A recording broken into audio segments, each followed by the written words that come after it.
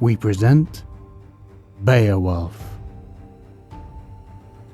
an original adaptation, written and read for you by Jon Buckeridge.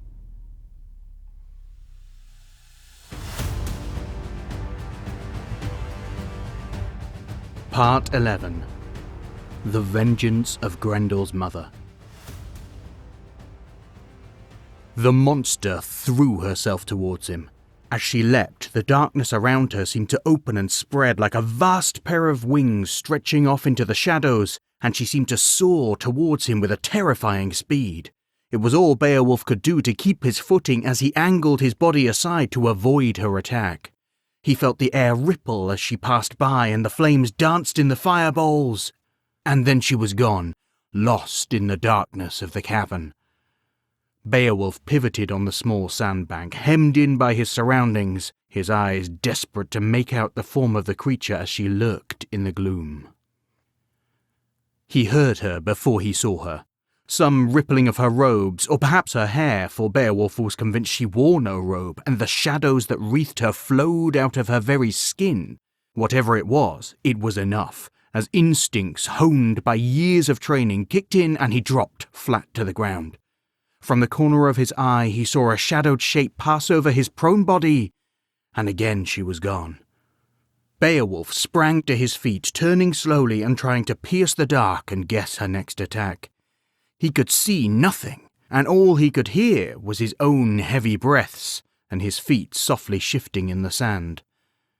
The next time she made no sound as she approached, and all Beowulf could hear of her attack was a sickening squelch as claws bit deep into his arm, and his own yelp of shock and pain. Once more she was gone, and Beowulf was left alone. He could tell that if she had wanted to, the beast could have killed him then and there. It would only have taken a heartbeat more for that slash to find his throat. But she hadn't done it.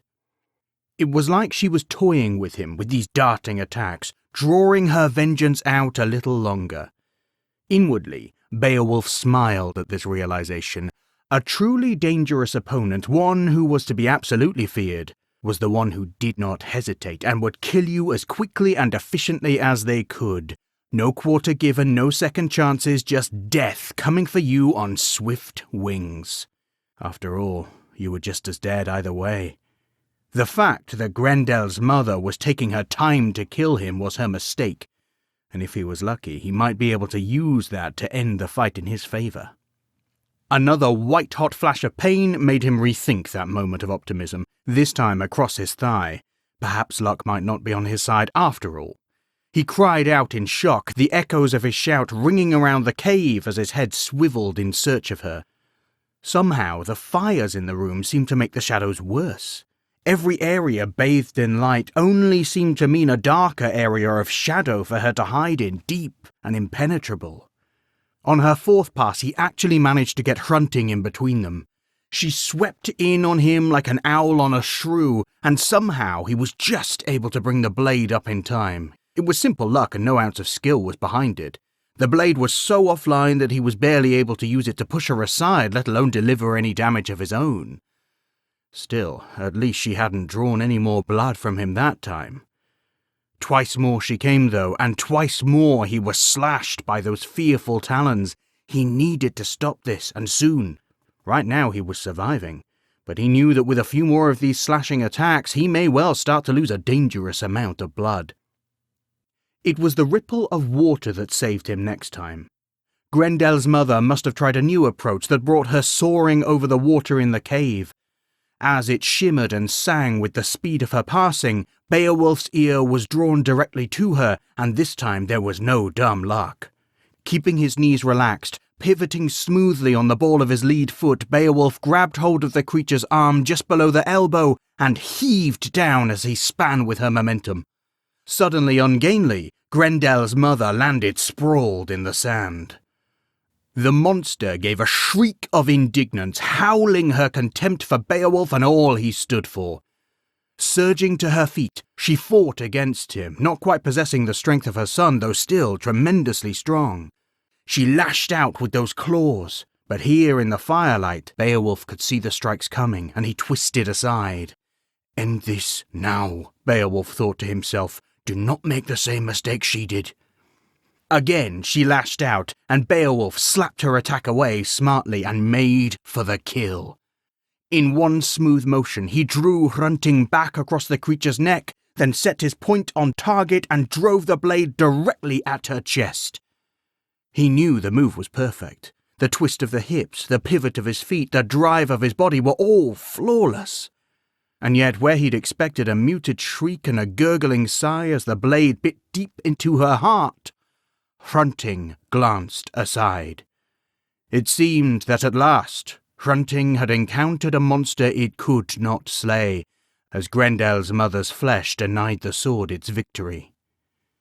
The moment of shock in Beowulf's reaction was all the beast needed, landing a brutal backhanded blow that twisted Beowulf's head aside. She wrenched her arm from his grip, but far from flying for the shadows, she lunged straight towards him. Her frame may have been smaller than her son, but she was still enormous, far bigger than Beowulf himself, and the weight of her drove him to the ground. Beowulf found himself with the beast on top of him, her huge body pinning him to the ground as the creature lunged her face towards his neck, teeth bared. Acting on instinct, Beowulf took hold of the horns running down either side of the monster's face, straining to hold her head back, her jaws gnashing at the air. Unable to bite him, she threw her great head from side to side, and Beowulf felt himself hauled about by the strength of her, clinging on in desperation. All of this, though, had taken his attention from her hands. He saw the knife coming, though he was powerless to react. He had no idea where she had pulled it from, but he caught a glimpse of the firelight glancing off dull steel as it plunged down towards him, and drove directly into his chest.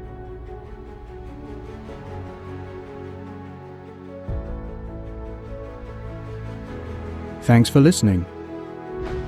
Beowulf was a Settle Stories commission, written and read for you by Jon Buckeridge. Story editor was Miriam Sarin. Intro music was Warrior by Hartsman. Outro music was Travel in the Ocean by Monument Music. It was a Parable Arts production.